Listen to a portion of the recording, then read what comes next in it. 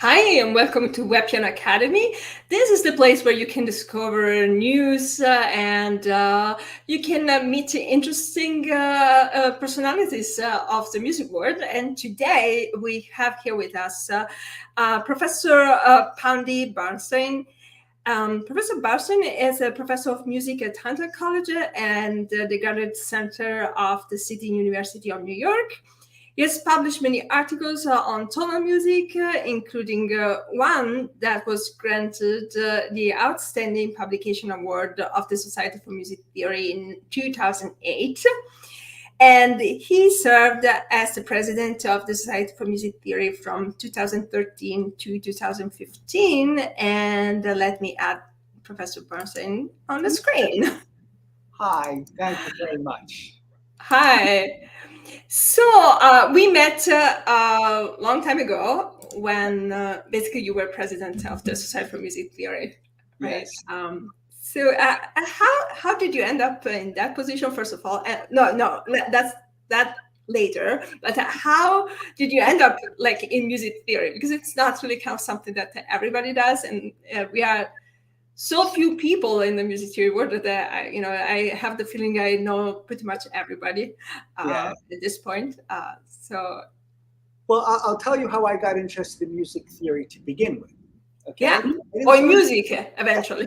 Oh, well, it's my first introduction to music. My first time I really liked music. It was actually I was interested in. I became interested in jazz first. Uh-huh. And what happened was I was a child, I was watching TV, and I saw it had a film clip of John Coltrane, the saxophonist, playing an avant-garde piece on TV. And I remember thinking, oh God, this sounds terrible. Why would anyone listen to this? I just couldn't believe, because it was avant-garde, it was from one of his later works, that people actually like this. So that made me more curious. And so I went to the library and I got out albums by John Coltrane. And I said, I'm really going to listen very carefully to see why anyone would want to listen to this. And I listened to it. And then I realized, and it was a very powerful experience for me as a child, that music could have such power. And I became a very big jazz fan. But I also realized that sometimes you got to put some effort into music, but it can repay the effort. I didn't like classical music for many years after that. I was still a child, and I thought classical music was for, certain types of boys. I was a real rough and tumble boy and not one of these hoity-toity kids. So I avoided classical music. But my mother was a nursery school teacher. Mm-hmm. She had a child's records of classical music in the house. Right. And one day I said, well, I know sometimes it takes some effort to appreciate someone like John Coltrane. Maybe I'll listen to this album. And it had a piece by Bach on it. And I put on the album on the record player. I only had a monophonic record player. I don't know if you know what that is. You could only hear one. Not stereo. You can't hear two sounds. You only hear one sound. I had to put my ear close to the record player. We could not afford a stereo. And I listened to this little record, and the first time I listened to it, I said, this is terrible. Why would anyone listen to Bach? And so I listened to it a second time. I go, it still is terrible. Why would anyone listen to this? But I said, I'll listen to it a third time. A third time, I'll listen to this little Bach piece, and that's it. And I remember thinking that very vividly. This is going to be the third and last time I listened to this piece. You only gave 3 chances to Bach. Yeah, but that was 3 chances. That was enough, I thought. And I listened to the third chance, and I was just blown away. The third time it hit me. And then every day I'd come home from school, I'd run upstairs, and I'd listen to this Bach piece over and over for an hour. Yeah. And the reason I liked it, I eventually figured out that there was something about the piece that, at first I thought it just wandered on and on. Uh-huh. But then I realized that some things came back later. Uh-huh. Okay? Then you say, boy, that's obvious, isn't it? But it wasn't obvious to me. I was a kid. I never had studied music theory, but this was basically me learning about figuring out music theory, that there were themes that came back, that there were two melodies at the same time. I mean, everything that's obvious to someone who studies music theory, I had to figure out by myself. But it was very exciting. And then I would look at album, they had it in records. They used to have like writing on the back. Right. So they were called line notes. And I used to read the line notes and they would tell me about music theory, or I would get books from the library and I'd read about it. So that was my introduction to music theory, was studying. I realized I heard things, but then when I read about it, then I took classes in it, I would have teachers tell me things that took me, it was so hard for me to figure out. But then I realized, yes, these things other people have noticed too. And I thought it was an exciting thing. So that's how I got interested in music theory. That's funny because my son, my third one, is right now is kind of producing the shorts for my YouTube channel, and he made a short about Mozart and Beethoven being poor and broke, and I was like, why would anybody be interested in that, Mom? You know that, but not everybody knows that. And I was like, that's a good point. But that's a thing. Many people discover music, classical music, through this small information that we give for granted, maybe because we know that, and then we forget that many people don't really know all these kind of tiny details that we think everybody should know at this point. Yes. Anyway, so that's how I became interested in form and music theory. And a lot of what I do is thinking about form, and the one thing I'm trying to express is that it's something that meant something to me as a child, and it still means something to me.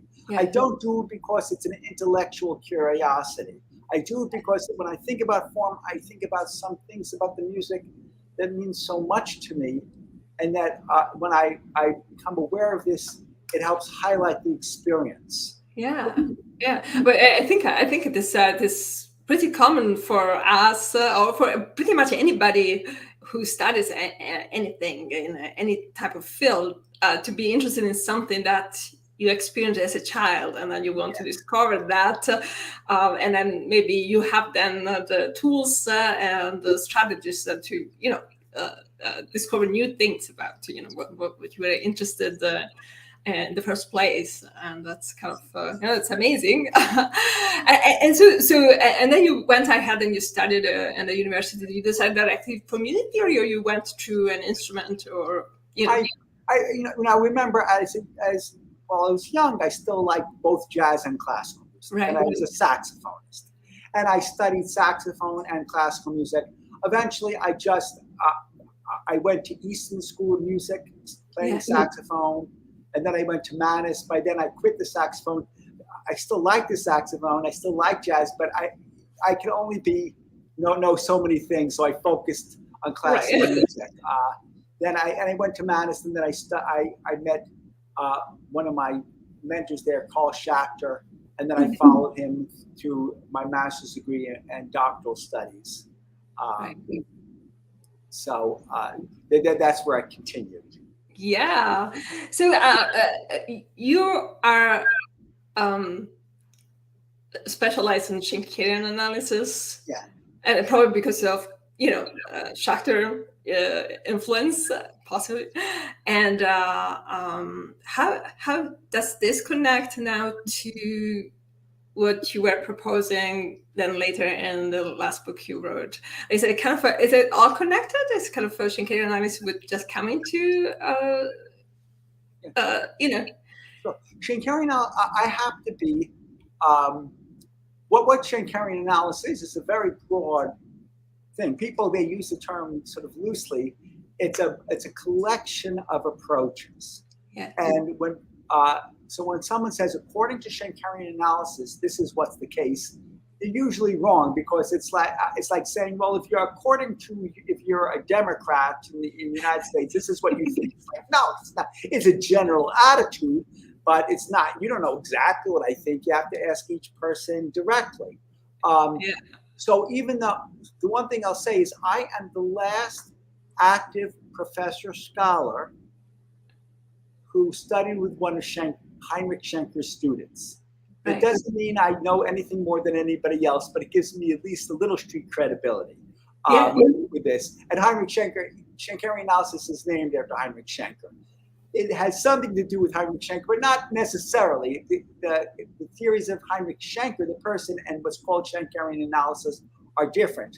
But the thing I'll say in answer to your question, there's a way of thinking about getting very deeply involved in the sense of what music is, and trying to be sensitive to those features that has governed that I do when I practice Schenkerian analysis, and that I find is helpful in any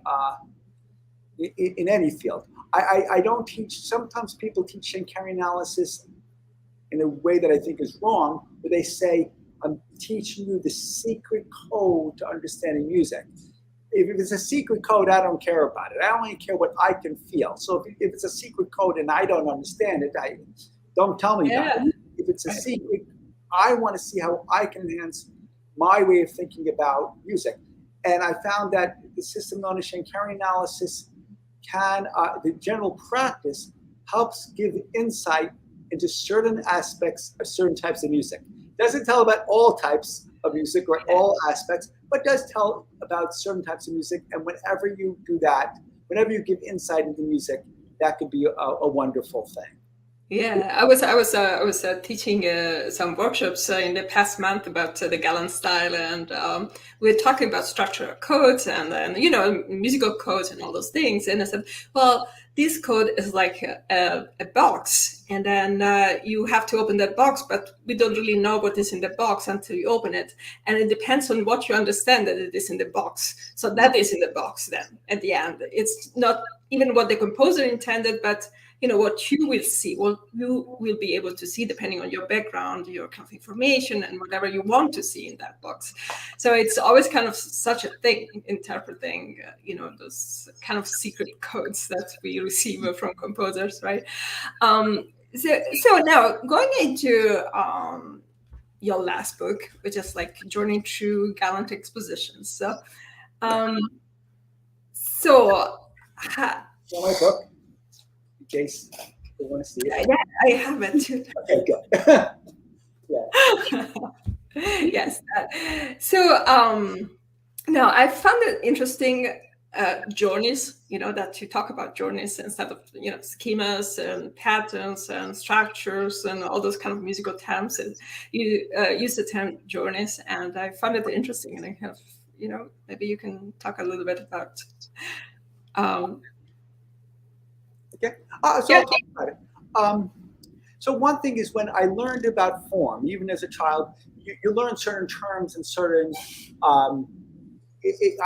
What I learned in my schools I found very helpful, but they also sometimes can hurt you, because you do things by rote. You say, okay, I labeled this section. I labeled this as an ABA piece. Okay. Right. For me, when I was listening to Bach, in the beginning was such an exciting thing to hear this. But after a while, it just becomes, okay, that's ABA, that's in sonata form. I mean, just label it, and you lose you can lose the magic. You want to make sure you're keyed into things. One thing I've noticed, I listened to lots of music, but I noticed that with the music of Joseph Haydn, who's a very popular composer, obviously, people would say, well, he writes in a very strange manner, or he's always very funny. He's always doing unusual things. And it became sort of clear to me that the ways that we were talking about his music were problematic. If everything he does is unusual, maybe we're missing, maybe it's usual, but we're just judging it by another standard. Right. I started to realize that the people who lived at the time of Joseph Haydn, what we say was weird, was actually pretty normal. Yeah.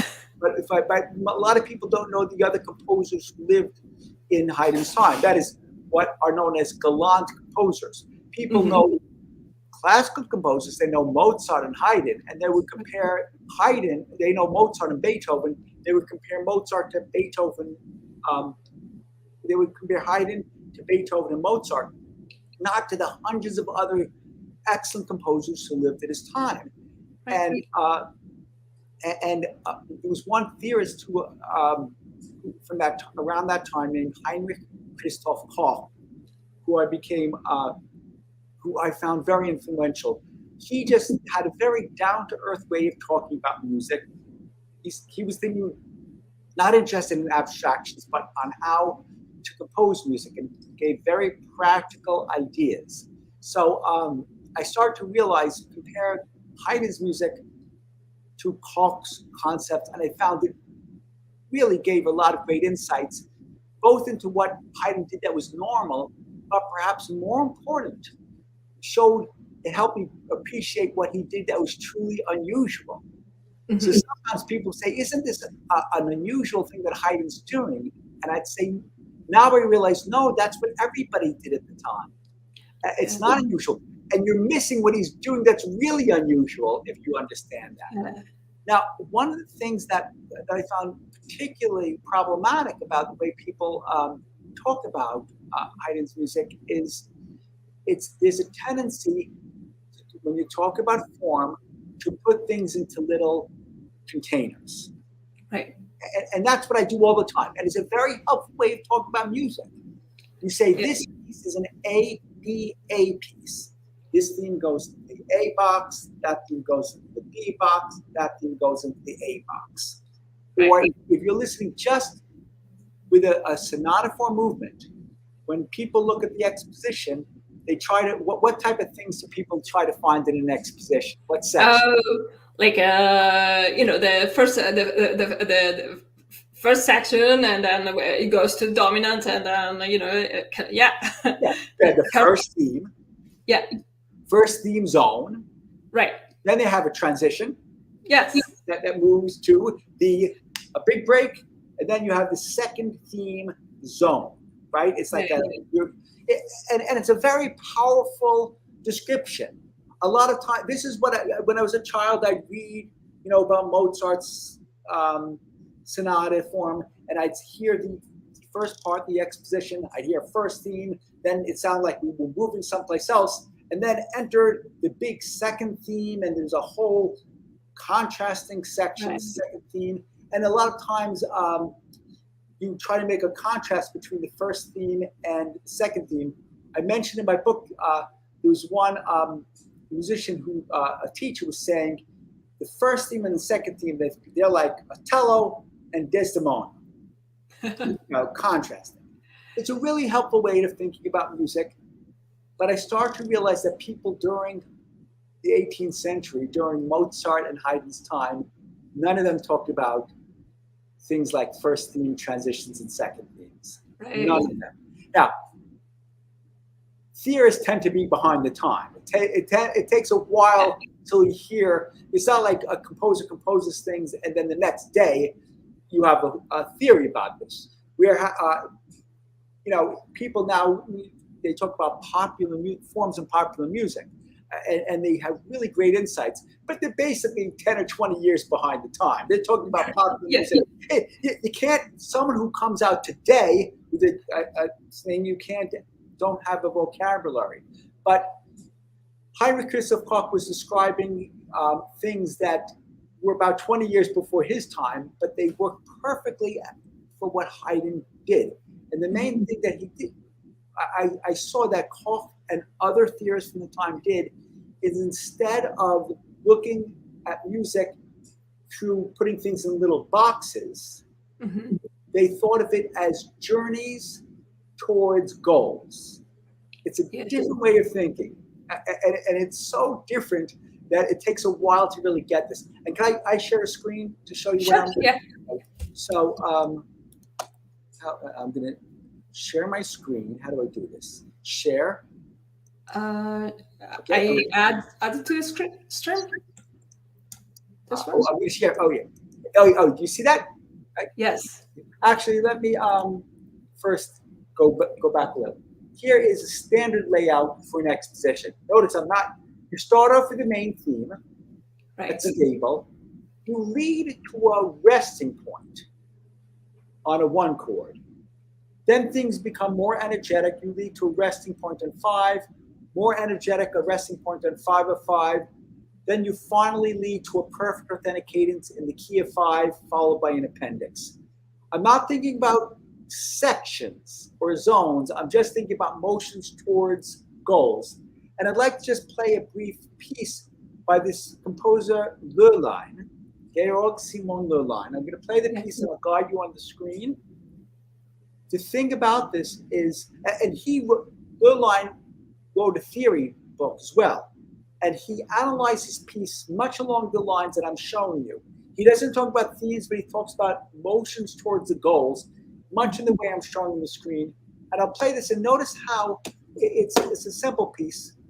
It's 41 seconds, so it's not going to be long. But notice how each passage leads towards the goal. Okay?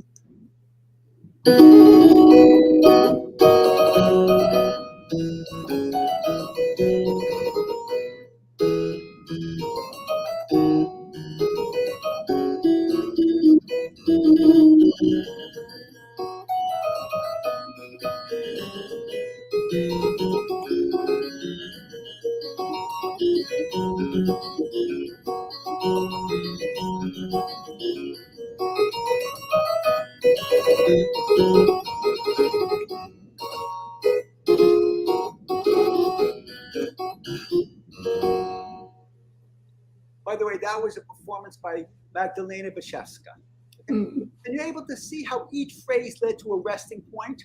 Yes. But if I were to ask you, where's the second theme? It's not so clear. No. But you understand, Lurline gave this he showed this in a book as a sample of how to write a sonata form exposition. To him, this is not an abnormal thing. We might discuss this in modern terms. Some people would say it's an unusual, what we call a continuous exposition, one in which a second theme is missing. But Lurline, this wasn't unusual. This was what he was expecting.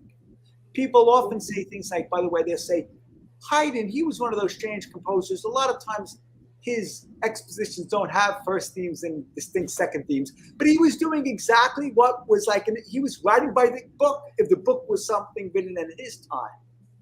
Yeah. Now I'll show you another. So you just like going along the line and just thinking what's going to arrive.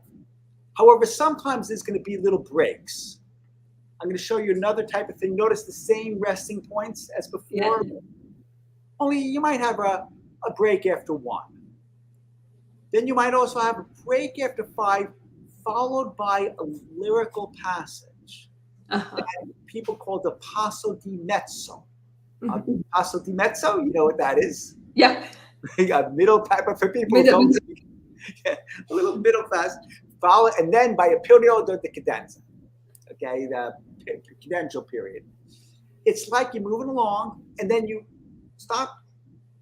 You have a little side thing, and then you go on. It's like in a play, the actor's moving along, then the character says halt, and then speaks to the audience. You know, like says, only people like maybe the play will start. I'm going to be fight for what I think is right. Then they stop and they turn to the audience and say, "Oh, the people only knew the passion that is deep in my heart." Oh. And then they go on and they talk to other characters, but I'm going to fight. There's a moment of interrupting with a lyrical interpolation that follows a break. And this is how people described a way of, you might say, divvying up these resting points. Right. I'll play a piece, this other piece. This is by Ferrandini. It's an overture. Wait, let me get to his, an overture to his opera. Notice how you have the resting points, but notice how the lyrical interpolation, the passo di mezzo, breaks up the journey here. Okay, and unfortunately, whenever I move screens, my mouse needs a little fixing. Okay, but I got it now.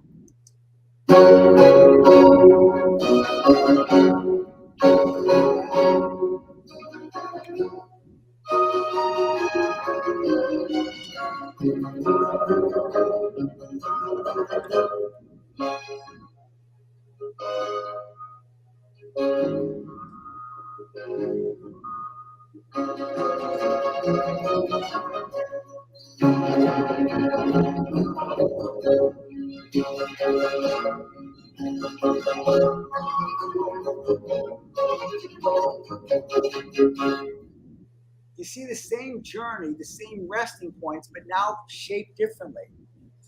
Yeah. Now because it's shaped differently, now you might say, well, you might put this into little groups, right? Yeah. Where might the first group be here, do you think? What is the first group? Yeah. The main theme?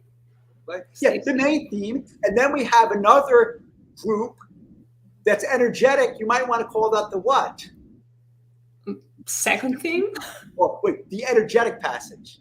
Energetic passage you would probably call the transition. Yes. Yeah. Then we have another group that starts lyrically and ends active. That you might call the secondary theme, followed by the closing section. Because there were, unlike in the piece we heard previously, there are breaks here and there's an interpolation that gives the impression of there being separate theme sections or zones. Right. And this is what I found to be very helpful. That is, I'm not at all ashamed or reluctant to say that you have a passage where you have a first theme or a second theme or transition in Galant music. And that's, music from around 1750s to 1780. But it's always a side effect of the resting points. Yeah. If I could show you another cool example, this is from a piece Yeah. Sonata in D major, except I recomposed it. This is going to be performed by Quinn Wen. And these recordings are on the website that accompanies my book. And Quinn, there's something missing here. I recomposed it. Now, it's not going to sound as good as Mozart's piece, but it's going to sound like a piece. You can hear the resting points, but something was missing. Okay, and I'll play it. See, you might not recognize, but see if you. Unfortunately, we can't ask the audience, but I think someone can. See if you catch what was missing. If you remember Mozart's original piece. So let's listen to this recomposed version of this piece. It's a little soft. Let me play it again.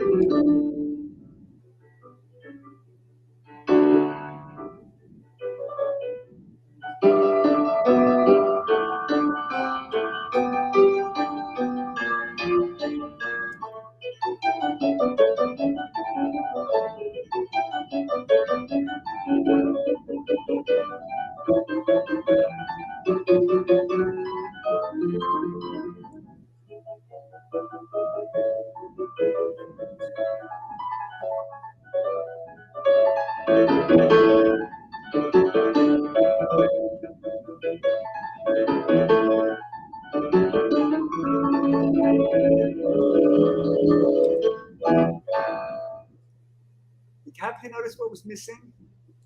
Yeah, the middle section. Passo di mezzo, right. Passo di mezzo, yes. It sounded like a fine piece, but it sounded like a fine piece, but it was a little boring. Right? But the structure was perfect. We went from 1 to 5 to 5 to 5 to PAC and 5. Everything was exactly what one would expect. But it was like a run-on. It was in this case, something was missing. And the analogy I'll make, let's say you're seeing an action movie, right? There's, they have a fist fight, then they have a karate fight, then they have a gun fight, then they have a car chase. You say, enough already, can I have a little break? What you'll need, what every action movie needs is they have a fist fight. Then there's a love. Right. You know, a little love interlude. And then they have, you know, a car chase. You say, well, why they need the love interest? I mean, geez, I want to see the karate and I want to see the car chases. But if you don't break it up with a little passo di mezzo, a little lyrical interlude, it can get dull. So even though this piece I just played was structurally coherent, it missed the lyrical things. So this is what, now we'll hear it again. Now, with what Mozart actually wrote. You'll notice the same journey, but with the passo di mezzo, the lyrical interpolation in the middle.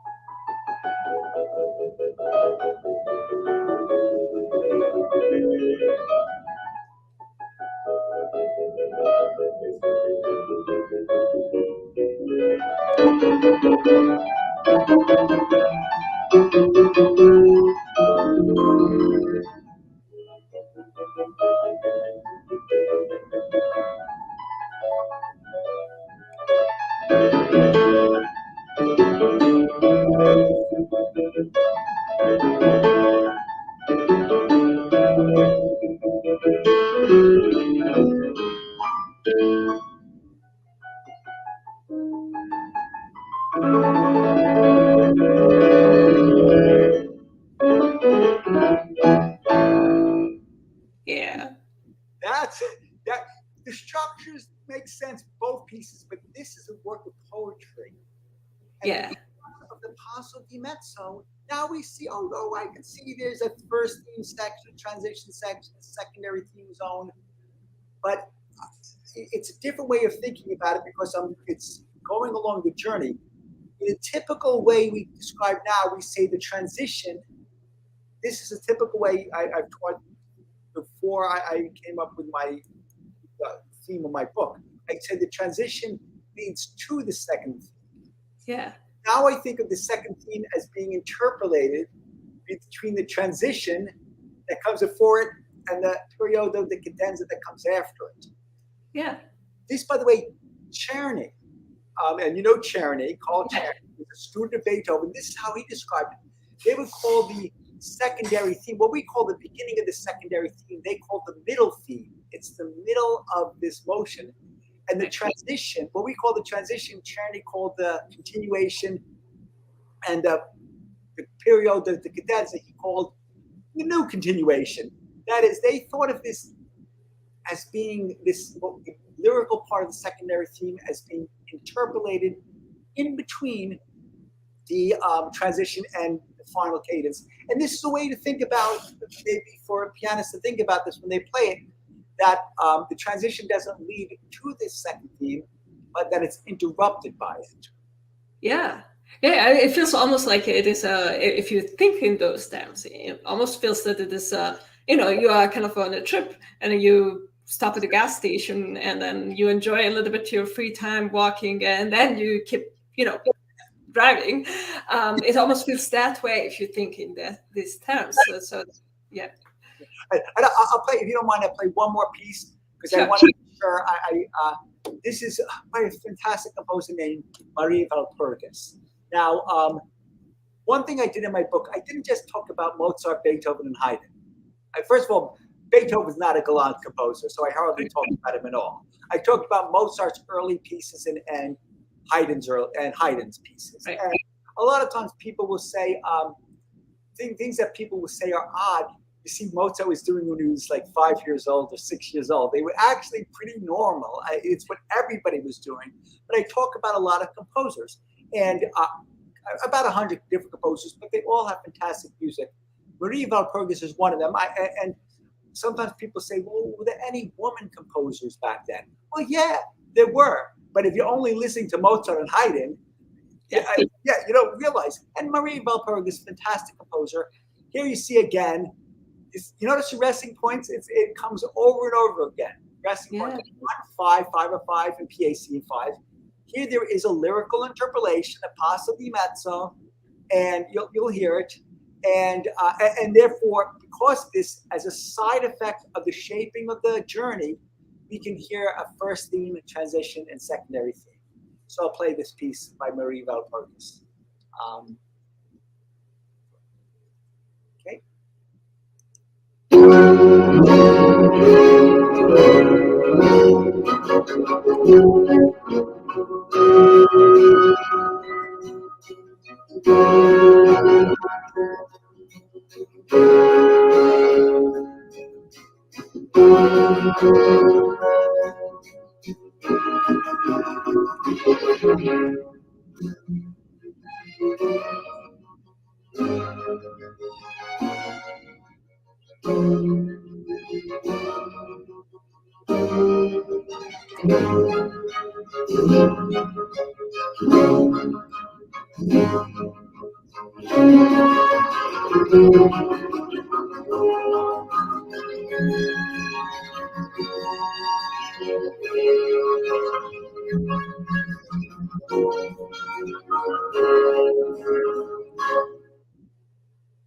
Kind of do a few expansions.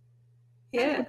So that is in my book. I talked about, as I said, I talked about hundreds of composers in my book, and I'll stop sharing my screen. And I focus on the exposition, first part of the sonata form, because that's enough. That's enough. But I think I have a final chapter where I talk about other. The whole movement, and I also analyze some pieces at the very end. A piece by Mozart, Haydn, by Hasse, and by Mariana Martinez. And I understand I'm talking about a lot of composers that people might not know, but to make that easier for people, I have a website associated with my book. I don't know if you've noticed that. Every piece I discuss, there's a recording of it. And that's awesome, because you can go up and then just like listen to the pieces. I know not everyone's going to listen to every piece, but if you want to, every single piece. And when I couldn't, I didn't have some of them. I found recordings, and some of them I didn't. And that's I got a grant to pay Quinn Wen and Magdalena Bacheska to perform those pieces that I didn't have recordings of, and they're fantastic. I mean, they are fantastic keyboard players. So I was very grateful to have them perform on this. But anyway, that's I had this. The reason I created this book is not to say that everyone was doing things wrong, but rather that we've been using a metaphor that is the metaphor of thinking of things in zones, sections, that's helpful in certain ways and hurtful in others. And at least think of a different way, a different angle of viewing these pieces through this notion of a journey, much in the way that people at the time thought. Right. It was a different way of thinking about the pieces and performing the pieces. Some people say to me, do we have to hear these pieces in the way just because people at the time, that's how they heard it? I say, no, we don't have to hear these pieces in this way just because a theorist at the time did, but we don't have to hear it in the way that we do now just because we do it now. I mean, the theorists at the time might be wrong, but we might be wrong too. So there's unfortunately, Heinrich Christoph Koch, there's no need, it won't help for us to help tell him how he can listen here better. So he can't learn from us, but we might be able to learn from him. Yeah, but even when we look at the music by Mozart or Haydn, in the different periods, they were also evolving their own styles, doing different things. So when we take just one snapshot of their kind of music, it doesn't really kind of reflect properly everything that they were writing, just because it is, it was in development. I was looking at Mozart, and then a notebook. The first pieces that Mozart wrote, the pieces. So, and then if you really look at that kind of small structures that he had, the small things, then he developed farther than in all of his sonatas. He expanded, he changed the things around, but basically it was kind of, same things, same words, but in a different order, and then, to tell a new story with kind of a different kind of ending, maybe. And it's interesting to see that evolution over time, without giving labels and saying, okay, so this is this, this is this, this is this, and also when we look at the music, expecting certain things, we are just looking for that instead of just saying, okay, so this is a new thing. Let's look at that. Yeah. And then see what is in there without, expecting, this type of transition or this type of thing. It's kind of sometimes we are fixated with our expectations, and then we are just looking at just for that. And so that's why we label things in a certain way. But it is interesting always to look at from with curiosity to things, I think. Now, I have a different question which doesn't reflect the book, but if any out there who is watching this video would love music theory, be interested in music theory, so you were the president of the Society for Music Theory for a few years. Yeah. Okay, so what is kind of this field offering right now? So what is kind of that you might find interesting, and kind of that you might inspire people to kind of join the group, the small group of music theorists? I know in my university there were kind of a lot of musicologists, and music theorists were just a bunch of people because everybody thinks that music theory is so difficult. Yeah. And so let me tell you something I did. First, just one last thing about my book. I really tried to keep jargon. People, they often hide behind jargon. They use a fancy word for something. It's not about the word, it's about the heart. And that's what I try to express here. In my book, I use some fancy words like passo di mezzo, but it's just because there's no standard, there's nothing that matches that. From Italian, sometimes someone says, what is this? Say, I can't describe it. There's no English word that's a translation. And there's sometimes, I do use some German words in my book, just because there's no English word that it translates to. But I really try to keep things jargon-free. Now, one thing I would suggest for people that are interested in music theory, while I was president of the Society for Music Theory, I helped establish this journal called SMTV. Mm-hmm. Are you familiar with SMTV? Yeah, the video articles, yeah. And if the other people are not, it's smt-v.org. Okay, and so that's for people who've never heard of this. smt-v.org, and you will see video now. So it's a journal of short videos that are all 15 minutes or under.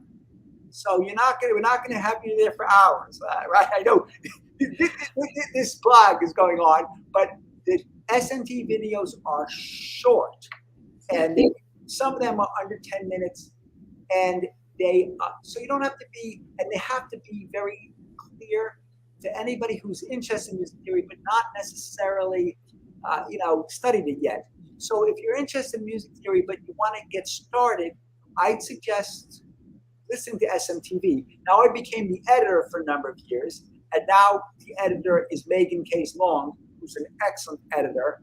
I had an article that was published, but I've also edited a number of articles. Now, the articles, some are about Mozart and Haydn, some about people like Kurtag, some are about African music, about popular music, about all types, about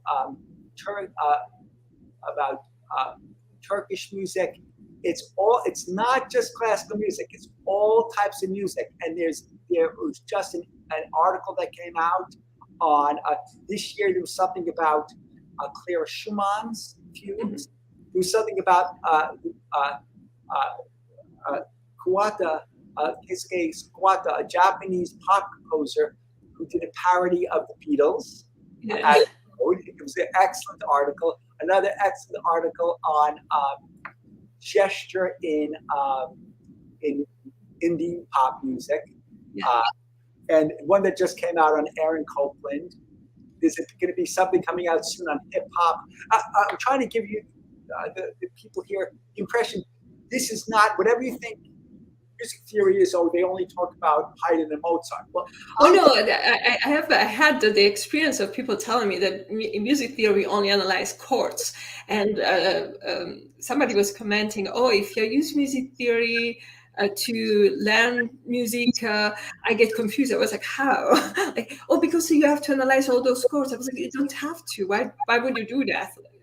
You'll see if you go to smtv.org. It's easy. Now, there's other journals, but journals, sometimes they require you reading and it can be a little complicated. This is just like watching a TV show. And you'll see they're not only about chords, they're about gesture, they're about form, they're about dance, they're about word setting. There's so many things. And it's not, whatever you think music theory is, it's a really wide world. And that was, I would tell people this, but people, before SMTV, I'd say if you look at the articles in scholarly journals, you'll see that there's a wide range of things. But who's going to read a journal article, right? Long and written in small letters. Yes. You watch a TV show, it's like watching YouTube. You know, you watch Three Stooges cartoon, videos. You watch SMTV. So I suggest anybody who's really interested in possibly interested in music theory, look at SMTV. Look at the journal, and if you see what you like, then maybe you'll become more interested and then might want to read an article or join the society. Right. Yeah. Sometimes we really don't know that music theory is about, you can say pretty much any kind of aspect of music or any kind of relationship that music has with any other type of field. So it's not just about analyzing chords and reading notes and kind of rhythmic values and all those things. It's about more than that. It's kind of gives you really kind of, I have the feeling, it gives you the soul of the music. There's like you're kind of investigating how is this that yeah. A lot of the things that articles, including the articles in SMTV. They have not about chords, about other things. Did you see, for instance, the article about Music by Cecilia Oines? Yeah. Remember, it was about, pianists would love this. It's about four-hand pianos and how the two pianists on the piano bench, how they interact and how the gestures and the crossing hands, how that has a big impact on the music. It's a wonderful video. Yeah, chords and very enjoyable. Yes, it's kind of it's everything that has music theory, according to what I do understand about music theory, is about pretty much anything that will bring music to the audience or from the composer to the piece of music, and it's everything, every aspect in between, and kind of it is a field that should have been also kind of divided in sub-fields, many sub-fields, because there's so much to learn about. Yes. How did you become interested in music theory? I'm a pianist first. So I was a pianist. I was supposed to, start a doctorate in a DMA in piano performance. Yeah. And at one point, my thought process was, well, if I would get a DMA in piano performance, I will not learn anything else than what I learned in Europe by performing for, I don't know, people like Badura Skoda, Oksana Jablonska, and all those other people. I had master classes my entire life. I was like, what am I going to learn more than that? But what I realized I didn't know was, like, why is this music sounding that way? And I had especially one teacher who had studied actually with Nadia Boulanger in Paris. And she had studied composition with her, but she was a pianist. She was my last piano teacher. And she was always telling me about finding the truth in the music. And I didn't know what this truth was. Because, like find the truth in these two notes. So like, what's the truth? But what he was talking about was really about these musical elements that I had to alight while I was playing piano. So yeah, at that point I decided my music theory is probably something where I will learn a little bit more about music and a little bit more about what I want to know. And then from that little bit that I wanted to know, I became interested in more than that. So, yep, that was my idea. So, anyway, what do you have any other books in project? Because that's the question I asked Professor Klein in the previous interview, and he had other things going on. I always have projects going on. One thing is, I also, if I can make a plug, I know this is a video. I also have a textbook, a harmony textbook. And this is my harmony textbook that I co-wrote with Joe Strauss. It's just for chords. This is typically what people think of as music theory, to be sure. But I also have now I am no longer editor of SMTV, and I can submit articles. When you're an editor, you cannot publish in the journal that you're an editor of. But I'm no longer editor, and so I published. I have an article coming out in about a year that with Quinn Lin and Jennifer Roederer, who sings at the Metropolitan Opera. We look at an analysis of a piece by Koch, that you've heard him, of a piece by Graun. So again, I think it's an exciting video. It's a short video, and then I have a bunch of articles coming out. I have one. I'm going to talk. Have a talk coming out soon in a little mini conference on the Farewell Symphony. The Farewell and James Webster, a prominent scholar, wrote a book about 30 years ago about the Farewell Symphony of Haydn. Now, you might know the Farewell Symphonies when the orchestra musicians walked out in the middle. And I remember hearing that when I was a kid. I think it was so funny. But it's more than funny. It's poignant and subversive. And there's other ways of thinking about the music. And so I'm giving a little short talk, but that's what I'm doing now. Is I'm getting ready to talk about the Farewell Symphony. And another talk I'm giving is on a conference of schema, and I'm talking about a certain specific device that people use. It's very common in galant music, but people don't quite understand it. And I finished by analyzing pieces by Anna Bonn. Anna Bonn was a fantastic composer. She only published 3 pieces during her lifetime, because then you woman publish a piece, she got married, and then that was it. But the 3 pieces, she was like 18 years old when she was composing these pieces. And they're fantastic. So, and I talk about those. So that's what I have coming up. Awesome. Yeah, I use a lot of schemas and things to teach my own students to write their own small pieces. And we have our own notebook, like Mozart did. They have their own notebook, and then they kind of start composing things. It's very simple for them learning in the Romanesca or Priner, combine them together. It's kind of no-brainer. Oh, that's a 1, that's a 6. So okay, let's put the melodies. They're not putting chords yet, because they're 5 and 6 years old, but still the melody lines, the kind of bass line. Great. I know. I seen your video of you teaching even younger children. That was very exciting. Yes. I remember you showed that at an SMT conference. That was a very good. I think it's a music theory is practical. It's kind of a practical thing. You should do music theory. You should not just read about music theory and try to understand things. It's something you do, and you just that's what I'm doing with my students. And I do very similar thing with my students. To be sure, but I talked about those resting points. I have people write little sonata form movements. They use the schemas going one resting point to the next, and for you have a sonata form movement.